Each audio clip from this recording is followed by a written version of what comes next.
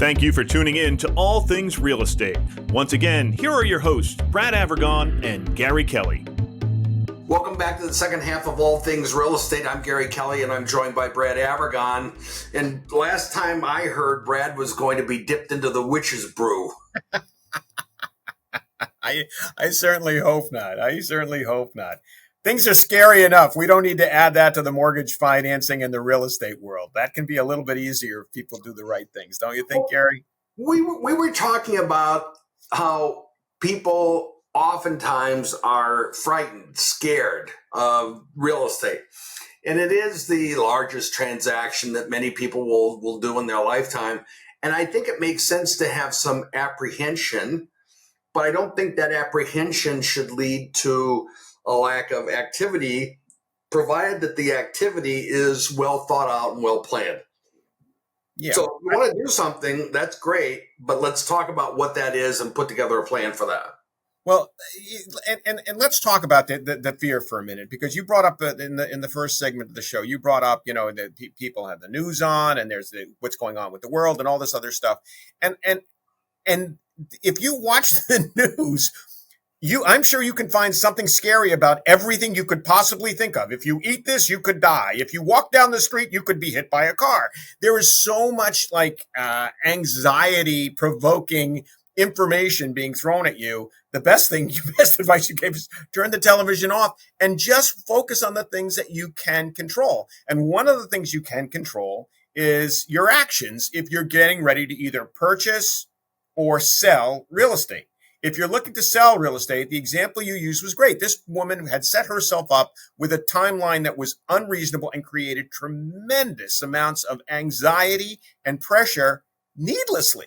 And you coached her through that and moved the timeline out so it was something that she could take a breath over, relax a little bit, and you provided guidance and leadership. And I think that is really, really important.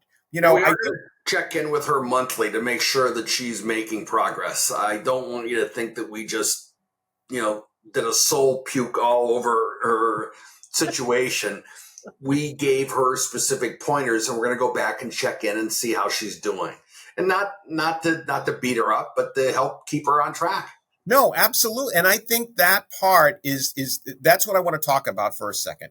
If you think about anything that you're unfamiliar with, whether it's, for example, you're learning to drive, you're a kid learning to drive. The first time you get behind that wheel, you got, you're double grip there.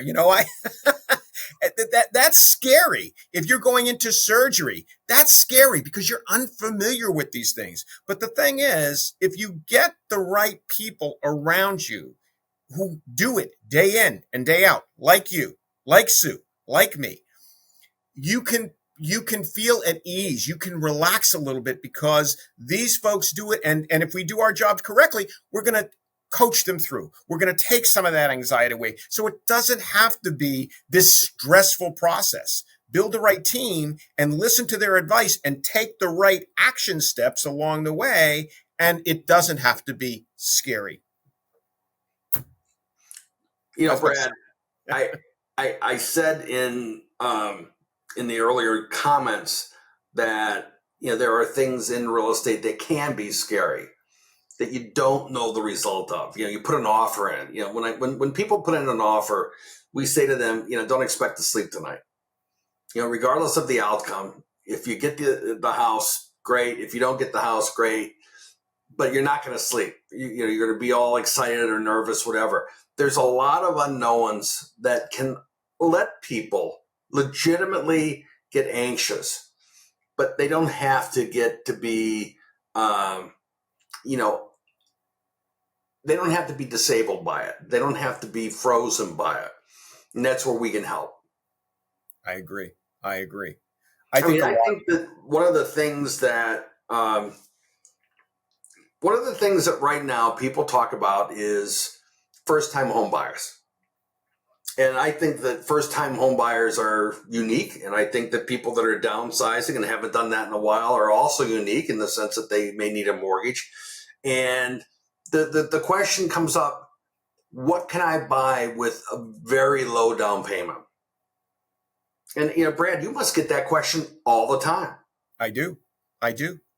And, The answer, it's not always the same, because there's usually questions behind that.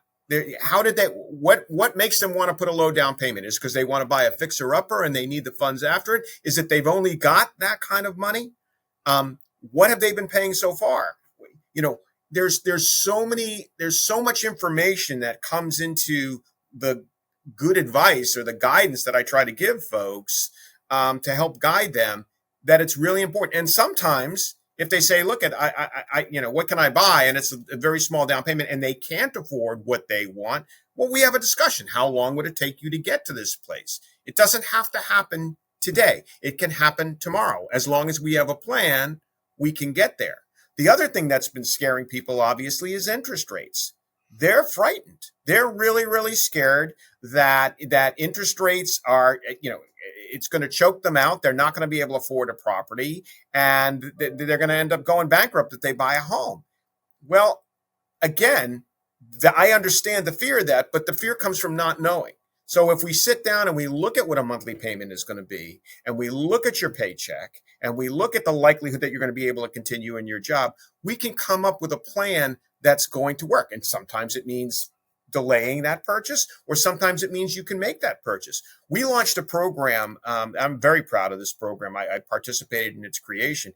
We launched a program that helps out heroes. And heroes are people like frontline workers, which is anywhere from a police officer, firefighter, teacher, nurse, faculty, all of those types of things that are kind of the frontline people, where we're able to drop their interest rate for a full percent for that first year and let them kind of gradually get into the property. That can make a big difference for folks that are trying to get started. That first year can be really challenging. And so there's programs out there that can help. There's advice and there's things that you can do to help your situation. Sometimes I talk to folks and I'm looking at their cash flow, and they've got a car payment that's taken up a big chunk, and they don't have a huge balance on that. And rather than put, let's say, 15% down, maybe I said, well, let's put 10% down, but pay off the car loan, so your cash flow isn't impacted as much. So there's a lot of creative things we can do to take away from some of that fear, some of that scariness. But it's all about coming in and sitting down and having a discussion. And right. I think that's the part that people need to be comfortable with. And that's, it doesn't hurt to go in and talk to Brad Avergon in his palatial basement office. No, it doesn't hurt to talk to Brad Avergon or Gary Kelly in his penthouse room with a mock-up of a window.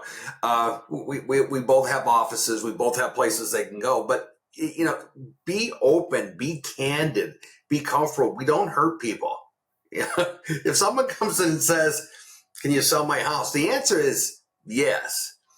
How fast, at what price? Those are things that come afterwards. But, everyone can get into a house under the right terms, under the right characteristics. And I think that's important. And folks like you and I, we do this as our livings. We don't beat people up. No. And I think that's really, in addition to not beating people up, I think it's really important to take away some of the fear of just talking to us. I think a lot of times people think, well, if I'm going to talk to my mortgage guy, I have to be ready to get a mortgage. If I'm going to talk to my real estate person, I have to be either ready to buy or ready to sell. And that's not the case. I'm happy to talk to somebody a year out. I'm sure you're happy to talk to somebody a year before they're ready to sell, or maybe they think they're ready to sell, but they need some time based on your discussions, and that comes out so that you can help them put together a plan that's reasonable and achievable for them. And the same for me, that's going to work, where they're going to have success at the end. This is not something you started doing yesterday, nor is it something I started doing yesterday. This is a long-term plan. We want to help people, not just for today, but in the future, and make sure they make a good decision. Well, that's exactly right. And I can't judge in all cases whether selling the house is a good decision. What are they going to do with the funds afterward? Those are things that are, to use the analogy, those are above my pay grade. We certainly have opinions on that. But if someone says, I want to sell my house and I want to buy a compound in Maine for my family. Okay, who am I to judge that? It's not my position. Is it crazy or is it brilliant? Who knows? Not for me to answer. My job is to help people with their real estate and those decisions that go into that. I think that that's important, and I don't think that you're as much as I want to say you're a scary guy. You're not a scary guy. Thank you. Nor are you, Gary. You're not a scary guy. Oh, stop! Just stop. So, Brad, we're coming to the end of this show. Again, if someone wants to reach you, how would they do that? Gary, the best way to reach me is via my cell phone, which is 978-375-5531, or via email at brad@bradavergon.com. And Gary, how do they reach you? I can be reached at 508-733-6005, and also email Gary at movewithgary.com. Brad, I want to thank you as always for joining in this little soiree, and wish you the best in the coming weeks. Same to you, Gary. And for you folks listening and watching out there, don't be scared. Give Gary or myself a call just to chat. We're happy to chat. No obligation. Be well. Does this mean we're going to get a bunch of calls, people saying, hey, can you take us to Starbucks? I'll give him your number at that point, Gary. So call Gary on that one. Yeah. All right. Thanks, everyone. Bye. Once again, thank you for watching All Things Real Estate. If you have any questions, feel free to reach out to Brad or Gary.